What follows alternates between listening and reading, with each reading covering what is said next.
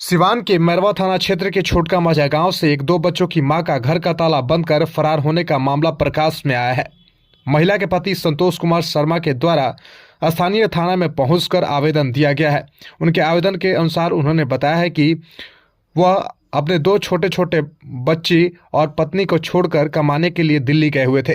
10 नवंबर को फ़ोन से उनकी पत्नी के साथ बातचीत हुई थी, लेकिन 20 नवंबर को फ़ोन बंद आने पर दिल्ली से गांव आकर काफ़ी खोजबीन किया, मगर उनकी पत्नी का पता नहीं चल पाया। इस मामले में उनके द्वारा पुलिस प्रशासन से अपनी पत्नी सहित दो बच्चियों को खोजने की गुहार लगाई गई है। आपको बताते चले कि मैरवा थाना क्षेत्र के छोटका मझा गाँव में एक दो बच्चों की मां घर का ताला बंद कर फरार हो गई है। वहीं इस मामले में उनके पति संतोष कुमार शर्मा के द्वारा थाने में आवेदन दिया गया है। दो छोटे छोटे बच्चे और पत्नी को छोड़कर कमाने के लिए संतोष कुमार शर्मा दिल्ली गए हुए थे। वहीं 10 नवंबर को फोन से बात होने के बाद 20 नवंबर को फोन बंद आने पर दिल्ली से गांव आकर काफी खोजबीन किया, मगर पत्नी व बच्चों का पता नहीं चल पाया। वहीं प्रशासन से पत्नी व बच्चों का पता करने के लिए गुहार लगाई है।